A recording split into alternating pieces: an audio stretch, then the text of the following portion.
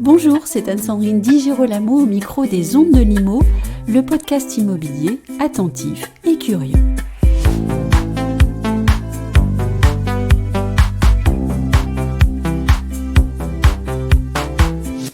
Mon invité est un homme aux multiples talents avec une longue carrière sur la scène internationale du droit, spécialiste des rapprochements internationaux. Pierre Servan-Schreiber a représenté certains des plus grands groupes français, européens, asiatiques et américains dans leurs opérations de fusion-acquisition ou bien dans leurs opérations boursières.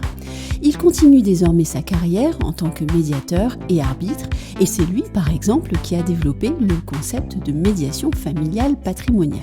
Dans l'entretien que je vous propose aujourd'hui, nous parlons du client et de ce que le professionnel doit avoir au fond de lui pour donner envie aux autres de travailler avec lui. Vous allez l'entendre, Pierre Servan-Schreiber pose les choses et prend de la hauteur. Ses conseils sont précieux et je dirais intemporels. Pierre Servan-Schreiber, bonjour. Bonjour. Vous êtes avocat, médiateur, éditeur, oléiculteur, podcasteur, motard, père de 5 enfants et sans doute bien plus encore. Qu'est-ce que j'ai oublié ? Pas grand-chose, en fait. Ça fait déjà des bonnes journées, vous savez. C'est-à-dire ? C'est-à-dire que je fais un peu tout ça à la fois. Alors, pour être très exact, l'activité d'avocat d'affaires, qui a été ma carrière pendant 35 ans, je l'ai arrêtée il y a 7 ans. Et aujourd'hui, mon activité professionnelle principale, c'est la médiation. Et j'en fais presque tout le temps. Mais voilà, j'ai toujours eu envie dans toute ma vie de faire plein de trucs. Et de faire plein de trucs successivement ou à la fois. Et donc oui, je m'occupe aussi de mon huile d'olive, des ventes, des expéditions, etc. Je fais pas mal de voyages à moto, j'adore ça. Je viens de publier le 2e ouvrage de Jessica Thévenin, qui est une influenceuse vedette de l'émission Les Marseillais. Donc ça m'a pris un peu de temps aussi. Et puis voilà, ouais, on fait tout ça à la fois. Est-ce que le fait d'avoir toujours évolué entre la France et les États-Unis vous donne cette capacité à ne rien vous interdire et à ne pas rester sur une seule et unique voie ? C'est pas la cause, c'est plutôt une conséquence. Ce que je veux dire par là, c'est qu'aller aux États-Unis, c'était déjà vouloir faire autre chose, quelque chose en plus, quelque chose de différent. Et bien évidemment, quand on vit à l'étranger pendant quelque temps, ça oriente sa façon de penser. Et oui, les Américains ont une plus grande flexibilité probablement par rapport à leur activité que dans le monde latin ou ouest européen. Mais voilà, c'est l'inverse. C'est plutôt moi qui avais déjà envie de faire d'autres trucs plutôt que les Américains qui m'y ont invité. Faire beaucoup de choses comme ça, c'est pas toujours admis dans la société française. On aime bien que les gens soient mis sur une seule voie, avec une seule étiquette, une seule carte de visite. Oui, mais finalement, c'est accepté quand même. Ne fût-ce que dans ma tenue vestimentaire, j'ai mis pas mal de temps à m'autoriser à m'habiller comme je voulais. Je porte des bagues, des bracelets, des trucs comme ça. Alors quand on a mon âge et qu'on est un professionnel, c'est pas forcément évident. Mais je vous dis ça aujourd'hui, quand j'étais managing partner d'un grand cabinet américain à Paris, je me serais pas autorisé autant de bracelets et autant de bagues. J'avais quelques bracelets, mais j'avais quand même un costume tous les jours. Il est vrai que j'ai remarqué une évolution dans vos photos professionnelles. Quand on regarde votre profil sur Google, il est vrai qu'on voit une évolution de ces photos. C'est assez drôle. Hein ? Ouais, c'est marrant. Et puis dernièrement, vous faites des photos devant des œuvres d'art. Oui. Alors, cette œuvre d'art dont on parle, en fait, j'ai des photos devant 2 œuvres d'art, et dont l'une est faite par mon fils, David Servan-Schreiber, qui est artiste peintre et qui cartonne, ce qui est évidemment une grande fierté. Je suis une fidèle auditrice de votre podcast, Parole de lawyer. Merci. Et un jour, vous avez publié un épisode qui s'adresse, selon vous, à tous les juristes, mais qui, à mon sens, s'adresse valablement et de façon plus large aux entrepreneurs, disons. La question de cet épisode, c'était celle-ci: comment avoir des clients ? L'une de vos premières confidences quant à cette question, c'est de dire il n'y a pas de secret. Oui, il n'y a pas de secret. C'est évidemment le problème que se posent tous les professionnels dont l'activité est d'avoir des clients. Oui. Et je ne parle pas de la vente de biens Et encore que non, c'est idiot ce que je viens de dire. Si je vends des machines-outils, j'ai besoin de clients. Donc en fait, ça s'applique à tous les gens qui ont des clients.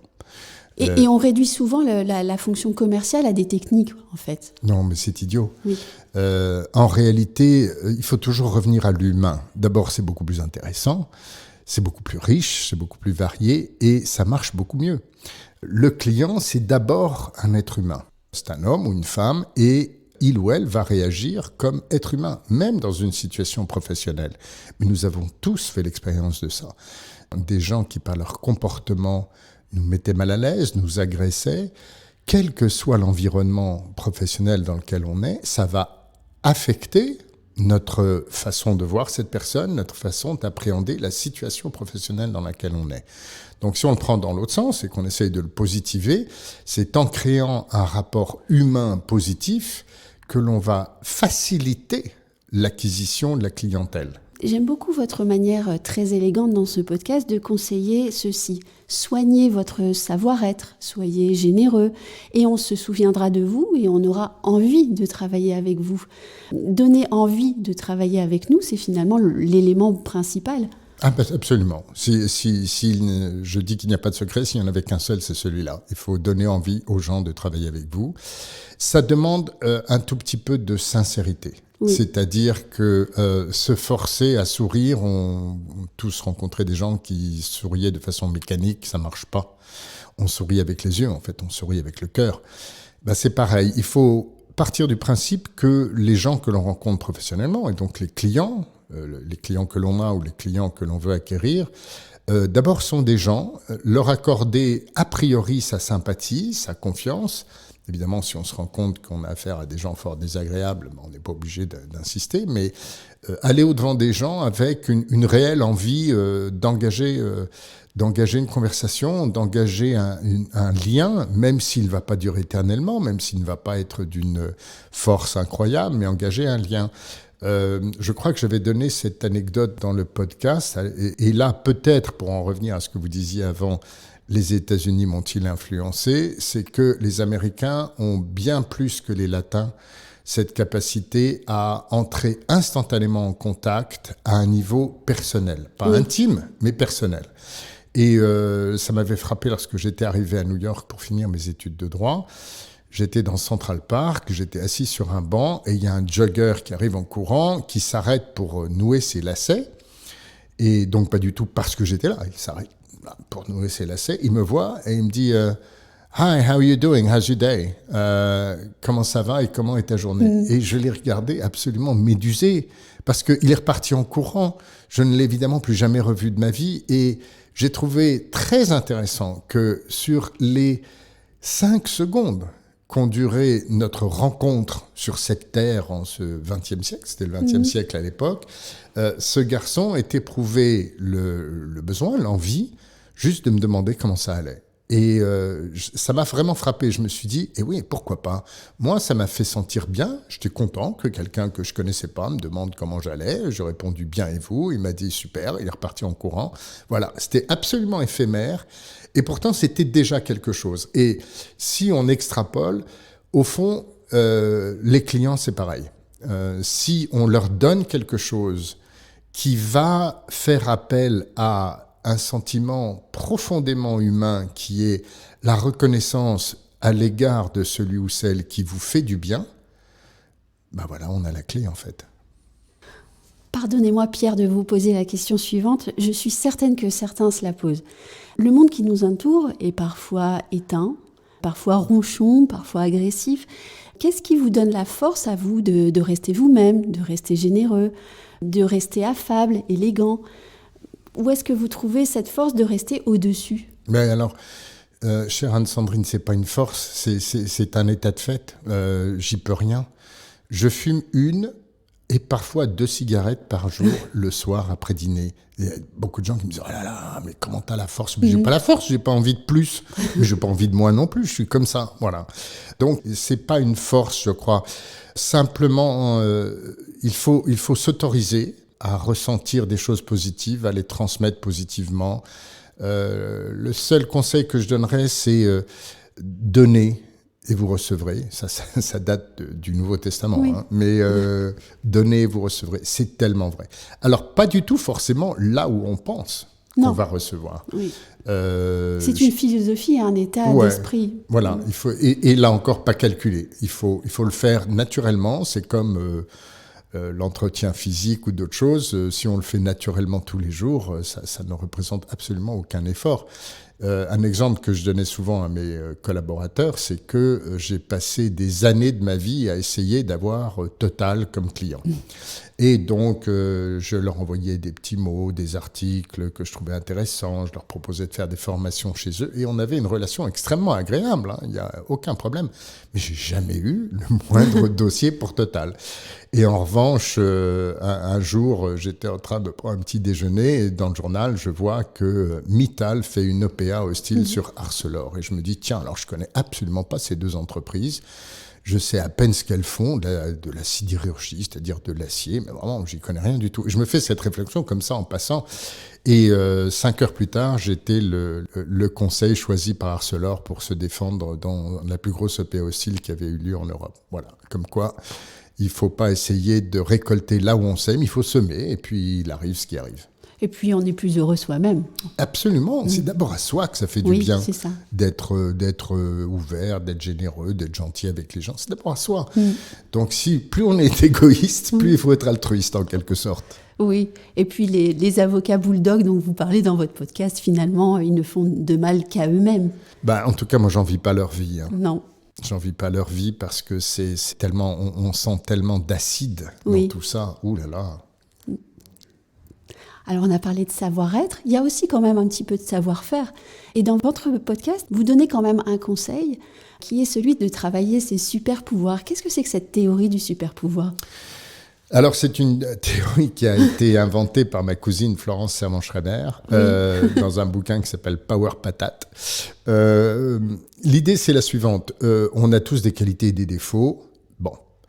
Et puis, on a une éducation judéo-chrétienne qui a nettement tendance à dire il faut corriger ses défauts. Oui. Oh là là, t'es nul en maths, tu chantes faux, tu parles pas bien, des trucs comme ça. Et donc, il faut travailler pour corriger ça.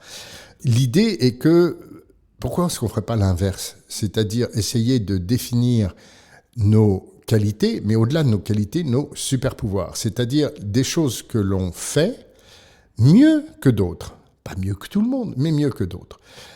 Par exemple, dans un contexte professionnel, certains sont meilleurs à l'oral, d'autres sont meilleurs à l'écrit, certains sont bons pour chercher, pour trouver, d'autres sont bons pour mettre des gens en lien les uns avec les autres. Vous voyez, c'est des choses très générales comme ça. L'idée, c'est de découvrir quels sont ses propres super-pouvoirs. Et si on ne le sait pas soi-même, parce que si on est un peu honnête avec soi-même, on sait quand même qu'on n'est pas trop mauvais sur certains trucs, même si on est moins bon sur d'autres. Mais sinon, il faut demander à des gens proches qui vous aiment bien, est-ce qu'il y a un moment dans ma vie où tu t'es dit « Ah waouh, pas mal !» Voilà.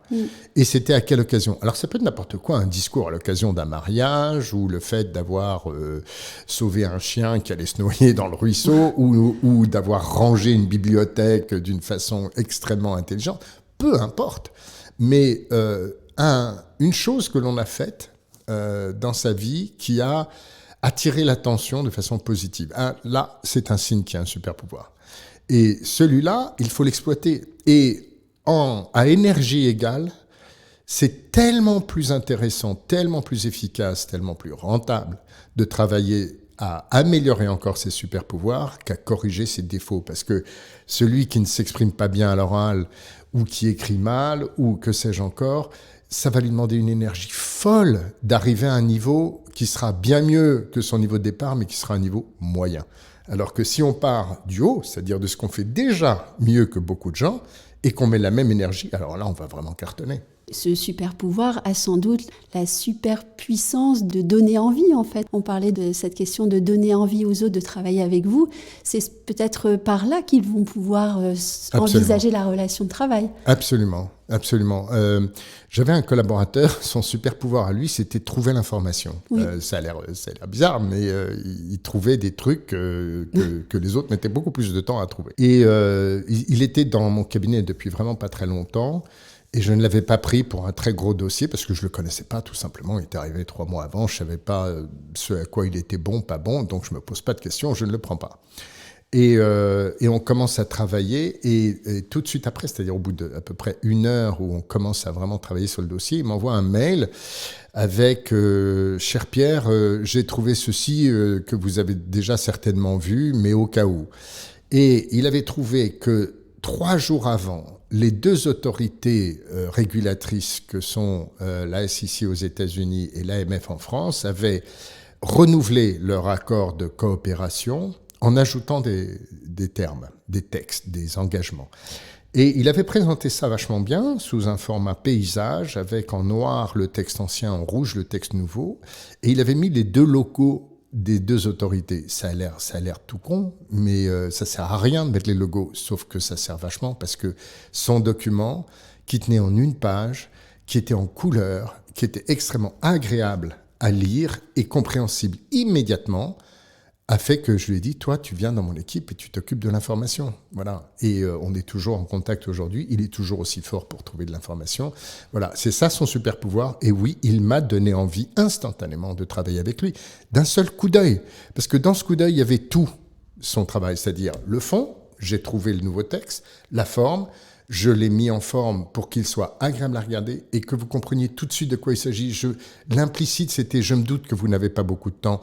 Je dis que vous l'avez peut-être déjà vu, mais quelque part, je pense que vous ne l'avez pas encore vu parce que ça ne fait que 2 ou 3 jours que c'est sorti. Et je vous le mets en rouge, comme ça, vous ne prenez pas de temps pour comprendre qu'est-ce qu'il y a de nouveau dans ce nouvel accord. Génial. Et en conclusion, prenez soin des autres et soignez votre travail. Exactement. Alors, on disait tout à l'heure l'humain. On n'est quand même pas chez les bisounours, il n'y a pas que l'humain, il faut qu'il y ait la qualité derrière, le fond de sa propre formation. Et pour les gens qui nous écoutent et qui sont plutôt dans le domaine immobilier, on voit très bien ceux qui connaissent bien leur marché, qui connaissent bien les produits. Ça, c'est la base en quelque sorte. Mais ce qui est important, dans ce métier-là, que je connais mal, même si j'ai une sœur qui l'exerce, c'est la relation qu'on va créer avec le client. C'est-à-dire que le client ait rapidement le sentiment qu'il peut vous faire confiance. J'ai un copain qui est agent immobilier, et un jour comme ça, je lui dis « Tiens, qu'est-ce que tu penses ? J'ai vu tel studio, je sais pas quoi, acheter... ça te paraît intéressant, etc. » Il me dit « Mais t'as pas besoin d'acheter de l'immobilier maintenant. » Et il m'explique pourquoi. Et je me suis dit, la prochaine fois qu'il me dit « En revanche, tu devrais faire ça », je vais l'écouter. Parce que j'ai tout de suite eu le sentiment qu'il n'essayait pas de me fourguer quoi que ce soit, mais de comprendre mes attentes et d'y répondre. Et là, tout de suite, ça crée une autre relation. Un agent immobilier qui me dirait alors, je sais que vous cherchez tel genre de produit, j'ai quelque chose, mais je dois tout de suite vous dire qu'il y a quelque chose que je trouve extraordinaire, c'est pour ça que je vous le propose, mais ça ne répond pas à tel et tel de vos critères. Alors là, je vais l'écouter différemment, parce que je vais me dire, lui, il a compris ce que je cherche, et il me parle comme un être humain, pas comme un client, entre guillemets. Un grand merci, Pierre Servan-Schobert. Je vous en prie.